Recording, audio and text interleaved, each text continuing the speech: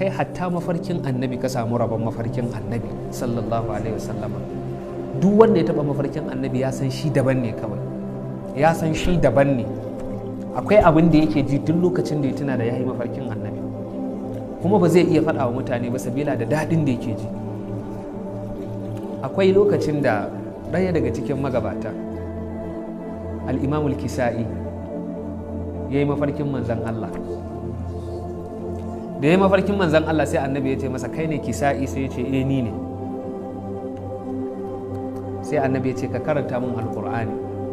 Sai ya ce, me zan karanta ya Rasulallah? Annabi sai ya ce, ka karanta min wasafati. Sai ya fara karanta wasafati safa, wazajirati zajira. Da ya iso aya na 5 annabi sai ya daki kirjinsa, ya ce sai da na ji ina gumi. Ya ce annabi ya ce, la'ubahiyan na bikal mala'ikata gadan, gobe kiyama sai na nuna kana yi alfahari da kai a gaban mala'iku. Ya ce kawai sai na farka gumi ya lullube ni gaba. To yanzu wannan akwai wani abin da yake jira na daɗi fiye da wannan? Annabi ya ce masa dan ya alfahari da kai wa mala'iku. Allah ya sa mu ma mu yi mafarkin annabi.